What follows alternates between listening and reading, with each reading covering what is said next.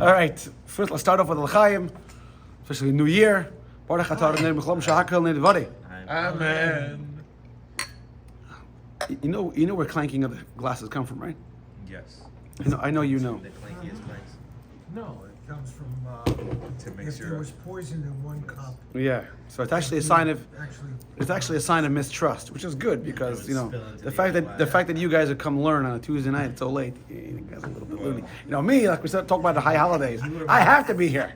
So you guys. You're my favorite. Thank you for that backhanded insult. It wasn't even You should underhanded. you should hear my just backhand. right there. You should hear my backhanded compliments. Yeah. Right? You ever hear Jackie Mason joke? When a Jewish husband and wife get into a fight, they scream at each other, but he's afraid. So he also says, "I can't stand you, SOB. I love you." Yeah, honey, sweetie. Okay. So all right, let's get serious. So in the previous class, you'll forgive me if I overlap and if I repeat over the Yom Kippur holiday. Yesterday was Yom Kippur. My brain is only working on 50%. Well, that's a regular day. 25%.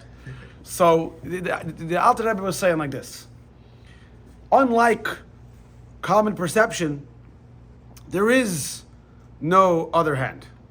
Like to borrow from Fiddler on the Roof, when Tevi goes, on the other hand. But then when Chavela wants to marry the guy, he says, "No, there is no other hand. There is no other hand. Either it's godly, or it ain't." We like to create this image that, listen, if I ain't hurting nobody, yeah, maybe I'm not doing something holy, but I'm being a good guy. What's the harm of just having this?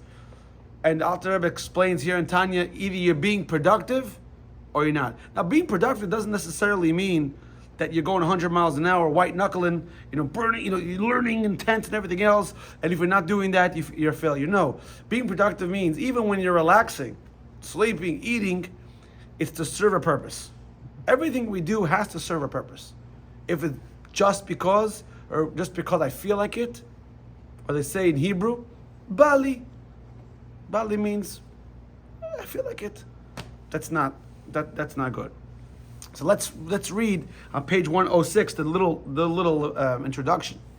What he says here, which will lead into the further text. The text we're coming up. Holding page 106 in the old print, 108 in the new print. In brief, all that is not surrendered to God but considers itself separate receives its vitality from the acharayim of godliness. We learned last time there's your direct initiative and then there's a result. So if you get something as a result of, not because I directly want it, because I intended it. So in Kabbalah, that's called acharayim, from the back part, from the hind part. You happen to get it because it's there. And how does that happen? Through numerous descents and various contractions. And we spoke about. Can you explain the cholayim again? Yes, sure. So we gave the example of a feast. If you make a feast, There's the whole doctrine of evil and the shell in Lurianic Kabbalah, and the way that they explain that the 10 angels of judgment that came through Binah came down through the Acholayim. without getting all the details. No, and the whole concept is it's something that I was just yesterday during Kippur trying to Yacholam, can you give us a minute? I had all the spiritual revelations. You would have come here yesterday. Would have explained to you. Oh well. It's the day after Yom Kippur. Oh yes. That wasn't backhanded. That was direct. Acholam. Love you, brother. Okay, so basically, the example I once heard, and it made sense to me, and hopefully it makes sense to you, is, well, you were in the food business, so I think you'll get this. Is when you create a feast and you invite your friends, right? You're coming over to the sukkah, so my wife is going to prepare a certain amount of food. Now, inevitably, some food is going to go to the garbage, either because she makes too much, or even some people don't finish their plates. Some food is going to go to the garbage. Now, what's going to happen with that food in the garbage? The rats are going to eat it, the cockroaches, right? Whatever it is. So can you say that when a person is preparing a meal, they're preparing it in order that the rats and cockroaches should partake from it? Obviously not. But you know they will. So when something receives their energy as an indirect result, collateral damage, acharai means, so when I want to give something to you, either material or I want to give a message, I face you. I look you in the eye. Like if I have to admit something to the kids, say I'm sorry. Looks down, sorry. He's doing it because he has to. That's called acharai. You're showing him the back of your neck. That's what it is. Now, to plug it in over here, obviously God doesn't have to do anything. But because Hashem wants us as partners in creation, He wants us to make the world a place worthy of godliness, and He's giving us free choice. So that in the game, so to speak, you don't have to play the game. But if you're going to play the game, you got to play by the rules. Otherwise, you're not playing the game, right? Right? Football, 60 minutes, 10 yards, first down. You want to do whatever you want, no problem. But you're not playing the game. So, so to speak, because God wanted to partake in the game, so you got to play by the rules. Now, in the rules, in a game, there's forces for and forces against. If there's no forces against, there's no game. This is the Tishbe. You know this book by Tishbe, The Doctrine of Evil? No. It's like Isaiah Tishbe, I think. I've heard the name, but I haven't read it. Yeah. This is what I'm talking about. So actually, there's a story of goes into a this. kid in yeshiva who wanted on Shabbat to go see a game. This was in Israel, and his rabbi found out about it, and the kid was a mad soccer fan. So, but the rabbi was a wise man. Instead of just going, listen here, you want to go to the game, you know, this and how dare you on Shabbat, get out, you know what I'm saying? You didn't call him a bum? Probably not. Only lower level rabbis call the congregants bums. Smarter rabbis. So this is what he was a wise man. He calls the kid into the office. He's a teenager. He says, "I understand you like our football, as it's called here, kadorega." He says, "Yeah," and you want to see the game, and it's very important. The game is very important. He said, "Yeah, it's very important. Why is it so important?" And this guy's like, he played like he was a clueless rabbi. Well, he says, "Because it's so exciting." So he says, how does the game work? Oh, it's because you have 11 guys here and 11 guys there, and they're trying to score a goal, and it's very exciting. So the guy says, I understand. Let's do something. He says, I'll bring you to the stadium. You go onto the field. You'll score a goal, and this way you can be here in the yeshiva, no problem, says Rabbi. Doesn't work that way. Because there has to be, on the field, there has to be players for and players against, and it only makes it exciting when someone's trying to stop you from scoring the goal. And the rabbi said, exactly.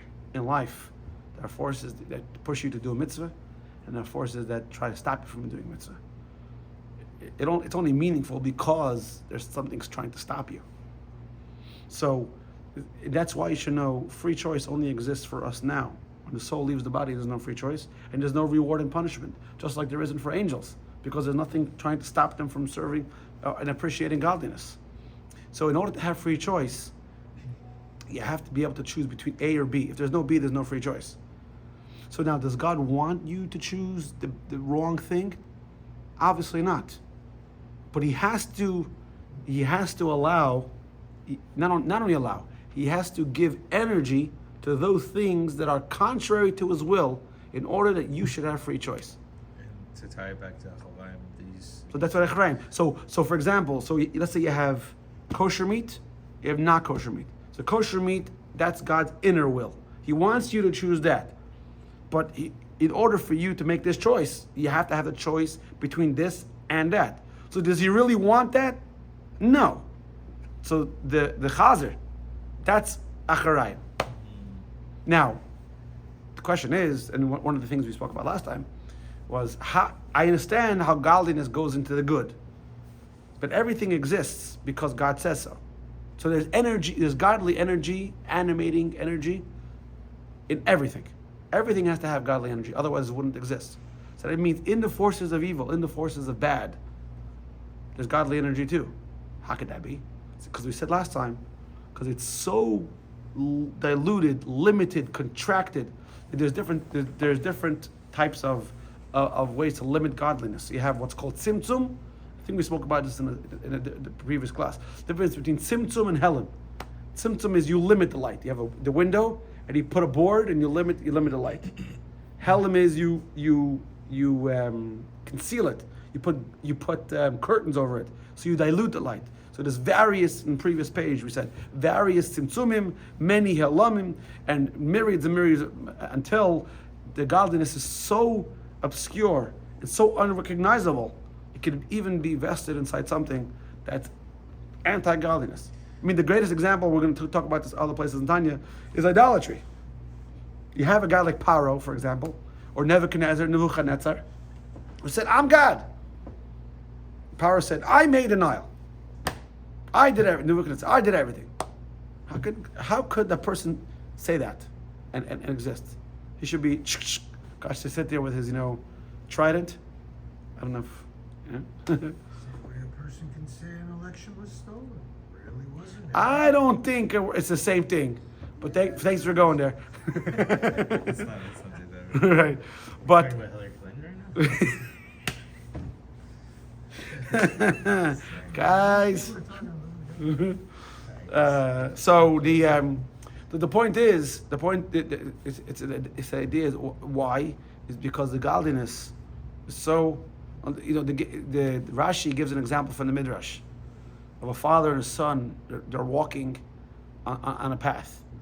So so the kid is hungry. So the father gives him berries. I'm hungry again. He finds some other things. Then a dog comes and the father puts his kid behind him. And something else comes. He puts the kid in front of him. And then robbers come and he puts his kid on his shoulder. He fights them off. And then the kid says, "I'm tired." And the father's carrying him. And all of a sudden, someone else is walking by and the kid asks the stranger, "Excuse me, have you seen my father?"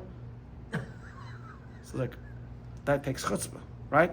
So that's what the forces of evil live. Pari, you're living and breathing and everything else from God, and saying, "I'm God." How does that happen? Because God has to again. I don't use allows it to happen, but in reality, he was saying over here. So whatever is surrendered to godliness is kedusha. So you is the challah bad, is the challah good. If you make a brach on it, it's good. It's a holy item. If before you eat, you think to yourself, "Am I just gorging myself and it totally, stuffing my face because I want to satisfy my base desire?" Or, man, God created me this way. I have to eat. So your eating is purposeful. So when something is purposeful, it's godly. When it's indulgent and just self-serving, it's from the other side. Now, jaywalking and murder have something in common. They're both criminal. Now, obviously, it's not the same crime, but they're both criminal. So we're not going to get into, one's a small sin and one's a big sin. That has to do later, rectification. We could talk about a different part of Tanya, teshuvah, how to cleanse the act, but ultimately, forget about the degree. Either you're doing good or you're not. Let's get into the text. Therefore, this world, umulaya, and everything in it, it's called olam ha-klipa. Because what's klipa? Klipa means it covers over the truth. Now, covering over the truth is not necessarily a bad thing. Right? You meet somebody right away, and you want to befriend them. You don't tell them the truth about everything about you right away, and that's okay. Right? So the world needs to conceal godliness in order for us to utilize it. But then if it's not klippa and sitra achra, not necessarily the same thing. Klippa, the shell, sitra achra, the other side, are not necessarily the same thing. Usually they're interacting with each other. Sitra achra means it's the other side. It's bad. That's more acharaim. Right. Sitra achra is acharaim. Right. Klippa usually is acharaim, but klippa can be. Right now it's covered, but if you use it for the right reasons, then it becomes holy. That's how you redeem the sparks. Elevate. Yeah, yeah. elevate. Yeah, exactly. That's more Lurianic. Yeah. Okay. So that's the difference that we spoke about, I think in chapter 2 or 3, the difference between the 3 holy unclean klipot and the klipat noga. Remember this? There's the klipas noga, it's the shell, but noga, it's translucent, meaning the godliness can shine through. So let's take this light over here. So you have two signs, right? You have the black side, and you got the white side. Here, there's godliness behind the godliness. There's light behind here, but because the shell is so thick, the light doesn't shine through. The light isn't the white. The light is behind it, but because the light can shine through because I'm shining light. So this represents bad. You can't interact with it. Holy, impure. This represents, are you going to turn on the light or not? When you look at it, I don't know what it is. So right now it's bad. The way Tishby explains it is that it comes from just bina. It's just din. It has no Klippa. The sitra acha, the achoraim, comes from just din. It doesn't come. There's no chesed. Are you sure he says that? Yeah. Because it explains in Kabbalah that the way klippa gets life is from unbounded chesed, because din means, maybe I'm reversing it. Yeah, you are reversing it, because din means gvura means discipline, meaning I'm not going to give. So unbridled chesed, unbridled kindness means a kid asks you for matches, you give it to him. You're just giving. You're giving I know back. that it comes from bina. Is bina connected with din usually? So yeah. there. But din means you take a step back and you're disciplined. But it not. I mean, you can also tie it in. I'll bring the book next week. Yeah, sure. But generally, it's unbridled God giving that allows The whole idea is unmeasured giving that allows clip on bad things to exist. Otherwise, if everything was measured, then bad would never exist. Because if I'm being very calculated, right? So for example, on Purim, for example, or before Yom Kippur, we're supposed to give a lot of tzedakah. So anyone who asks for tzedakah, you give them unbridled giving. The guy might be using it for whatever. That's not your. Those are the days where God extends, so we're supposed to emulate Him. I remember, I'll tell you a story when I was a kid. In New York, there are a lot of people that are called schnurrs. You know what a schnurr is? Schnurr is a guy who asks for tzedakah. It's called a schnurr. Not just tzedakah. Well, usually. It takes everything. Well, whatever. But usually, it depends in what context. Because so many people ask for tzedakah in New York, I can't explain it, but you kind of get a Sixth sense. A sixth sense of who's for real And and who isn't? who isn't. So came Purim, and the guy comes to my door, and I answer the door, and the guy said, tzedakah. Like, I went to the kitchen, I said, there's a guy at the door, but he's full of garbage. Mullah gives me a 5. Usually we'd give a guy $1 or 50 cents or $1. I don't remember exactly what. The $1 was usually, just anyone who came, you give $1. So I told my mother, I said, did you not hear what I just said? The guy's full of garbage. You're giving him a 5. She says, Mordechai, on Purim, we don't ask questions. Purim, someone asks, you give. But normally, I'll tell you another story. I was in New York not too long ago. I was in a pizza store, and a guy who was a class older than me come over to me and said, "Oh, Morty, says he got some money." So I gave him money. So I had no idea what his life story was. I saw he needed money, so I gave him like $10, $20. I don't remember what it was. I felt bad. I knew him growing up. So later on, I told my friend. He said, "What are you, an idiot?" I said, "Why? Don't you know he has a drug habit?" I'm like, "I live in Pembroke Pines. I think I should know what the guy does." "No, he's gonna go straight and buy drugs. You can't give him that kind of money." I said, I had no idea. So that's chesed with gvura. Guy comes and he knows, why a liar need a beer, right? So it's like, so people call us for money. I don't give them money. I said, "You want money? I'll get you a food card and aroma." They don't like that so much. I said, "Oh, we need money for our electricity." "Okay, give me your FPL account number. I'll call FPL." But see, that's chesed, balance with gvura. You're giving, but disciplined giving. Evil can only exist. Damage can only exist when there's unbridled, disciplined, uncontrolled giving. Anyway, l'chein, going back to what we're saying, 107 on the top of 107. L'chein in the old print. Kol ma'isa olam hazeh. Therefore, this is why all the fears of this world are kashim, are severe, v'ro'im, and bad. Because godliness is more concealed. Yes, can you extract godliness? But it's like oil in the ground. It's like gold. It's very hard. So at first you see rocks, and at first you see dirt. That's why the world seems to be a very bad place. for a shame gavin boy. And people that do bad seem to do very well because godliness is very much hidden in the world. Like it's written in Eitz Chaim, in the book of Kabbalah. Now, the notes usually, the Alter Rebbe writes, sometimes it's referencing a text, sometimes he wants to add a thought, sometimes they're very Kabbalistic and deep in nature. So over here, it's similarly, the Alter Rebbe is going to say in a note. It refers to the previous statement. In the world of Klippas, the Alter Rebbe writes that there's that this is not so, notwithstanding the fact that godliness pervades all existence. It means godliness is in the Klippa as well. And thereby even this physical world is filled with the Or Ein Sof, God's infinite light. Despite all this, it's still a world of Klippas. What the heck was that? Alexa just spoke. Alexa was talking to you. Alexa's Alexa just unveiled her. Exactly, yeah. That's Tanya. Yeah. She wants So the Alter Talk louder. exactly. Emma, how come you don't speak to me like you speak to them? I'm going to scream and go, you idiot.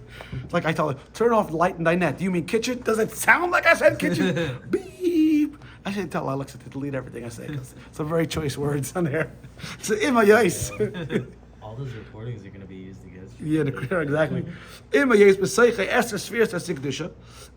this world, to be sure, in the 10th Sfirot of Kedusha, because going back to chapter 3, a person is like a world. So just like a person has 10 Sfirot, 10 faculties, every world also has 10 faculties. Just like your soul has 10 faculties, which is the way it interacts with the world. So too, every world has 10 faculties. That's the godly energy. The Asiya Elu, and in these 10 faculties of Asiya, the lowest world, is the Esher Sfirot Etzira, is the 10 Sfirot, the 10 not character traits, but the 10 Sfirot, the way God shines. Saper means to shine. In the world of formation, and in the world of formation are the 10 Sfirot of the world of Bria, the world of creation, and above that, so godliness is constantly filtering down. So the godliness that you have over here, although it's all concealed, it's coming all the way from the upper supernal world of Atzilus. Just because you can't see it, and just because it's embedded and it's hard to see it, and it even seems like it's impossible, doesn't mean there's not less godliness here. There's less appreciation of godliness. Godliness is godliness. There's no difference. So if I ask you, which part of your home is more your home? Is your bedroom more your home than your kitchen? No. But you express yourself more in your bedroom, right? You walk around in your gatkis maybe, right? You in the kitchen, you got to be more reserved, right? There's ring and everything else. And Alexa's listening. Always watching, Wazowski. Right?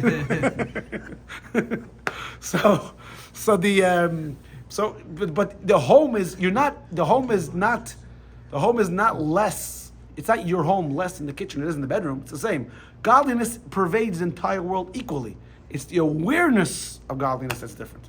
That's what we say. Just because it's klippa. So v'nimsa, the bottom of the note. V'nimsa, it comes out. Thus, we can conclude. The God's infinite light fills this lower world. How? Through being clothed. Through going, we spoke about back in chapter 2 how godliness is diluted and the chain-like order of events. But this doesn't take away the idea. Takes away the understanding and the appreciation of the idea. So I'm going to say something now. I'm going to say it many times throughout the course of this class, which is there's God and there's the appreciation of God. God and godliness don't change. It's the appreciation that changes. So, for example, in the Torah, God appeared. We see this. God appeared to the Jewish people. Was experienced by God. God was experienced by the Jewish people. In different ways. It doesn't make different gods. So it says by the splitting of the sea, the Jewish people experienced God as fighting for them. He was a mighty God.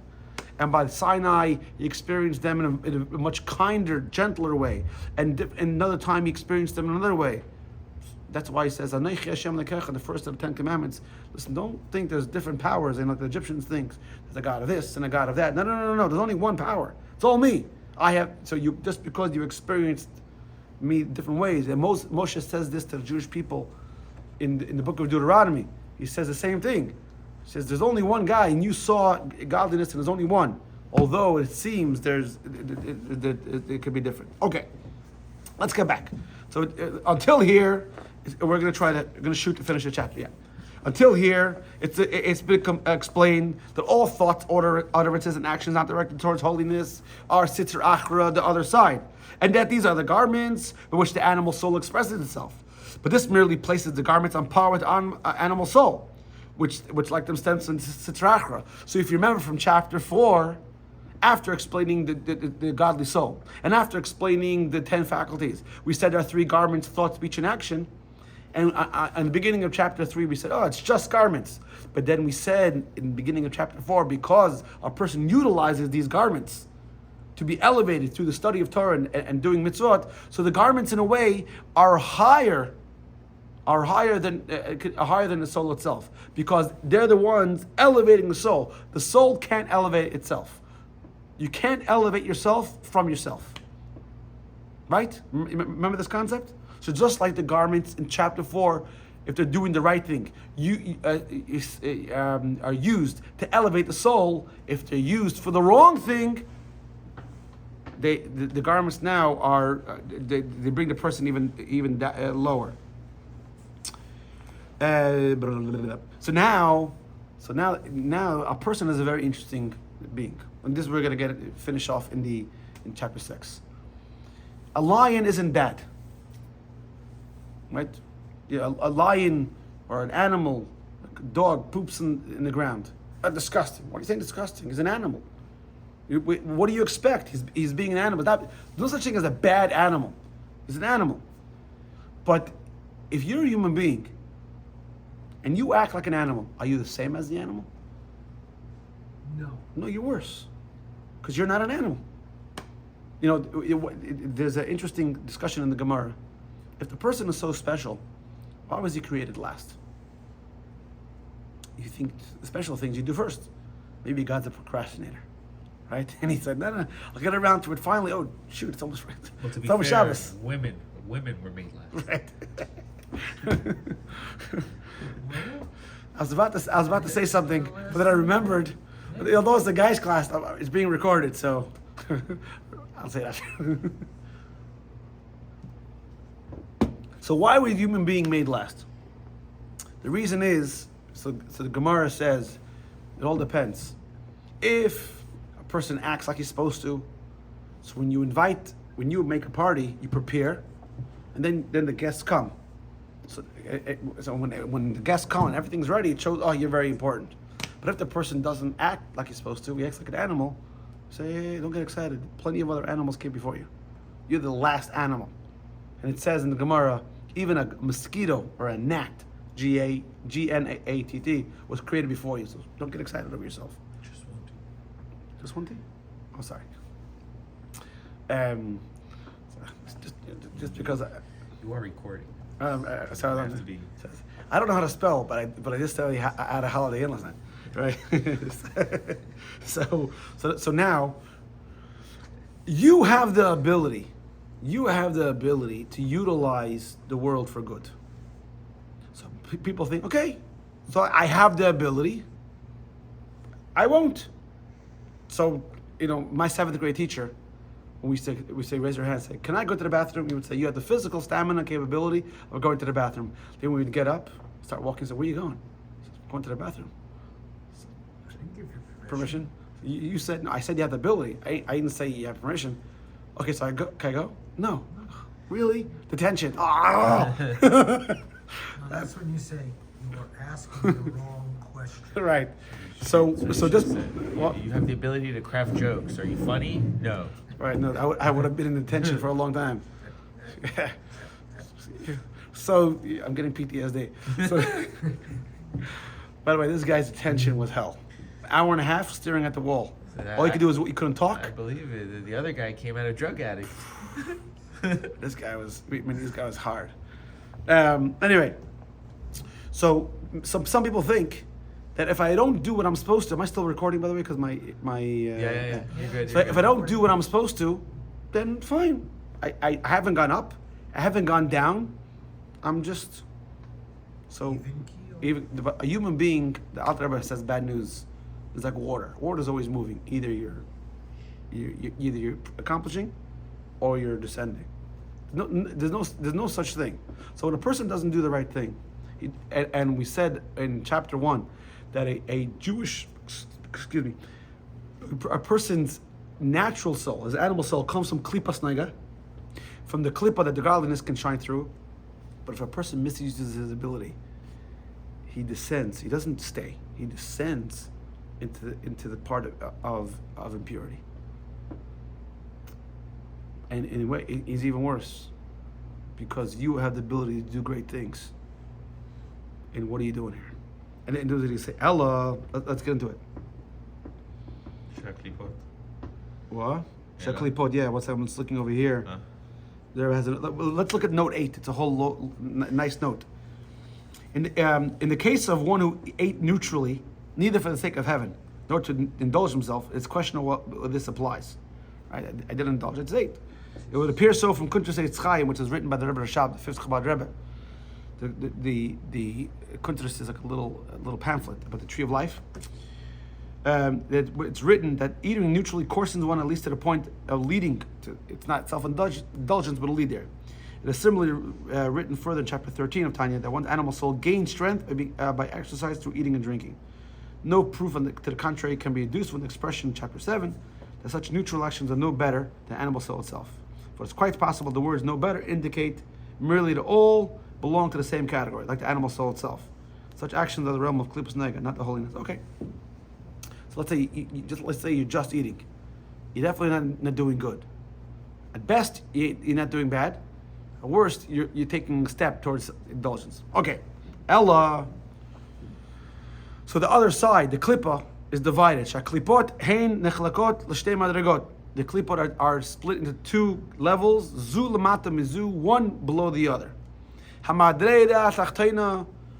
And the lower category is called Hishalish Klipot HaTameot, 3 holy unclean klipot. Now you might ask, why is it 3? This is learned out from Yecheskel, the beginning of Yecheskel. I think, did we cover this? Yecheskel talks about 3 obstructions towards experienced godliness. It's darkness, thick cloud, unknown. Storm wind. Yeah. Storm wind, great cloud, Right. fire, fire. So that's where the concept of 3 come from. Oh, here you go. Thank you. I didn't look ahead. It's called in the Ezekiel's vision. It's called the vision of the divine chariot. Ruach Arav Anan Gadol. Umehen. Now from. Wasn't he describing this is how you use the Merkava to go from one to the next?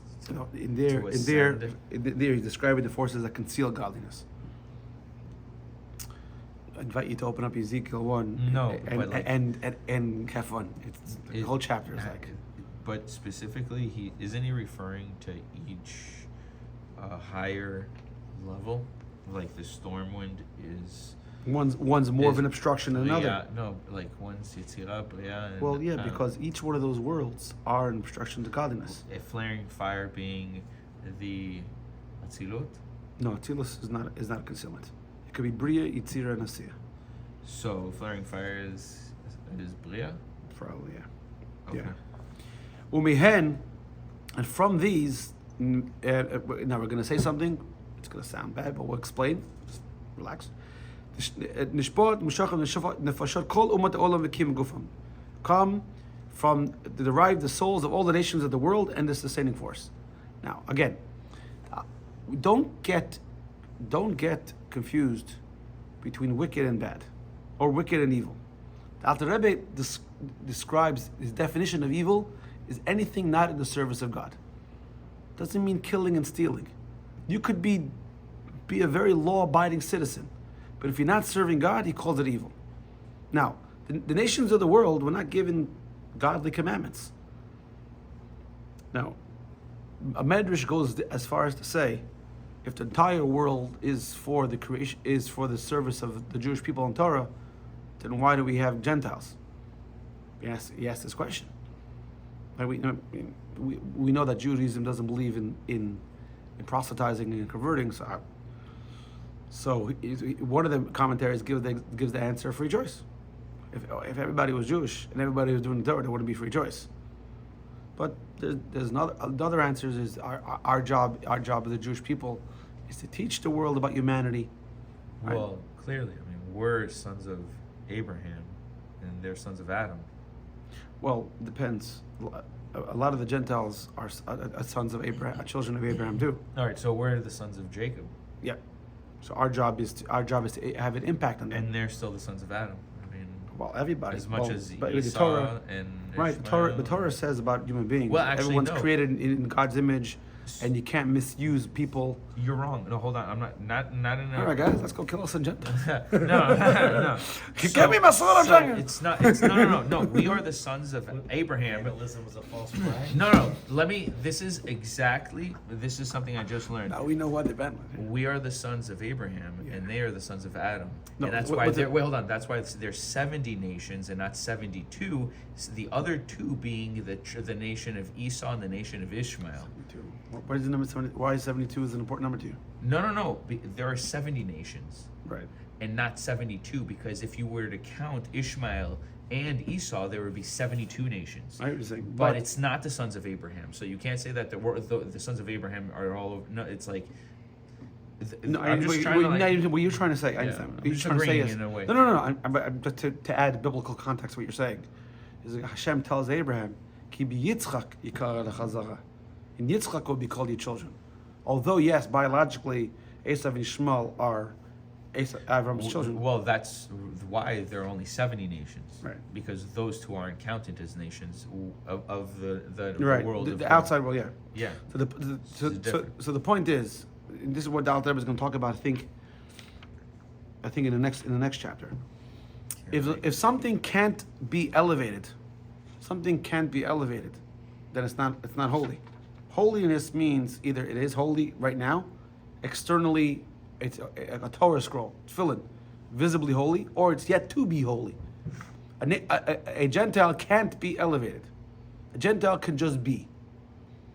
Why were the Jewish people given this massive, crazy load of the Torah? We have so many commandments and so many details. Why? Because we have this ability to have one foot on earth, or our feet on earth and our head into heaven, to balance between two worlds. A Gentile is, and our job is to show the world. Just like, for example, I mean, what I'm about to say, I'm not making a comparison between a Gentile and an animal, but just I know this doesn't sound terrible, but listen to me the whole way if you're watching also. You have a cow, right? A cow is just a cow, but the cow you use for kosher meat, and you could use the skin of the cow for a Torah scroll, or all these different things, right? Then you showed it. You could be a lot more. A Gentile doesn't have that godly soul, so a Gentile how is he supposed to know that he can be better? He could contribute more. He could assist man. He could help improve humanity. How is he supposed to know that? Noahide. But whose job is to teach him that?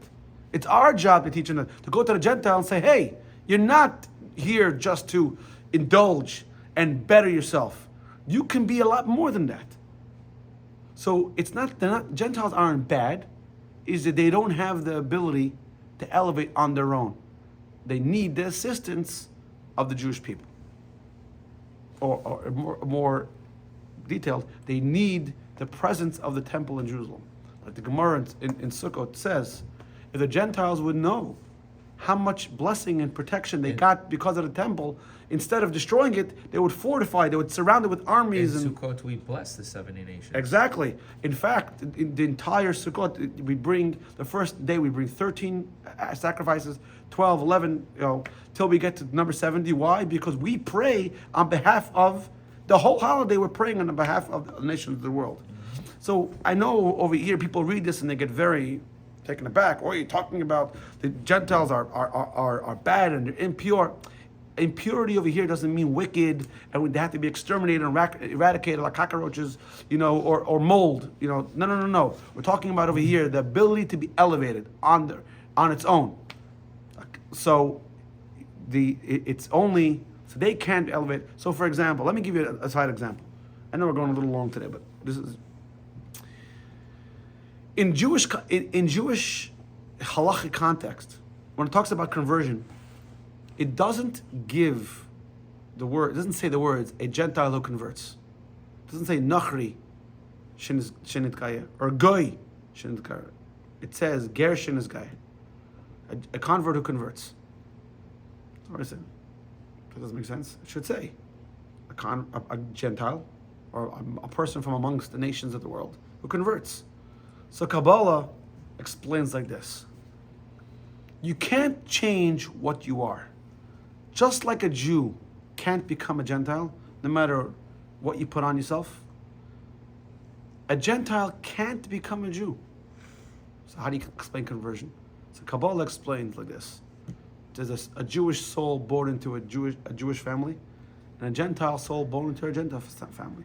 And for some reason, God has his reasons, he sends a Jewish soul into a Gentile family. And part of this soul's mission is to find its way toward its roots. That's why it's a convert. I mean, he was always a convert. A Gentile can't become a Jew. You can't change what What do you mean essence. he was a Jew that was converted to? No, I mean when he was Christianity? born. No. It was, The he soul had a would- Jewish soul. the He whole was entire born in time. a different household. He had to remove his kippah. Wait, Yes. Yeah. Yeah. So he right. So he was. So a tree can't become something else. A tree is a tree. A Jew is a Jew. A Gentile is a Gentile. So to give you an example that my teacher gave me, you could take a tree and dress it up, but you can't remove its treeness. You can take the wood and make carpets, whatever it is, but the woodness of it, like he said in Yiddish, the Holzkeit, the treeness you can't remove. So you have a Jew who's more observant, a Jew who's less observant. But the Jew you can't take out. A Gentile can't become a Jew because it's a. Oh, we cut out the whole. I don't know how much it was in recording. Oh boy. I just looked up. Oh boy. All right. The problem is because these AirPods I they just shift looked up. It's okay. Keep going. and they so when I touch them, What, it came out? it could be that when it moved in my ear, it is. Oh. Sorry guys. It's all right. Last one, best one. You got Yeah. it. You got it. So if you don't come, you're gonna miss. You purposely disconnected. So oh man, what do they say? It's like the Nixon tapes. Where's that 18 minutes? Exactly. You want to know who killed JFK? Click. So we're talking about that things what they are. You are what you are. You can't change what you are because God created you. That's what you are. It doesn't make you bad. It makes you are what you are. So God says for a Jewish person, if something can be elevated, interact with it. Something can't be elevated, leave it alone. So for you, it's bad. So for example, why can't a Jew eat pork? A Gentile can. Because let's say I have a patient that's allergic to penicillin.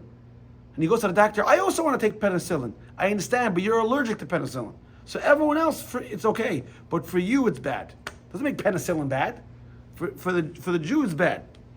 So now, there are some plants and some foods that could be forbidden for a certain time. So there's a law called Orla. Orla is that when you plant a tree for the first 3 years, Is that foreskin? also Oh. there's the same word. That's a different kippah. No, because it means Orla means no, but the reason why is because just like the foreskin covers, so too the godliness inside is covered.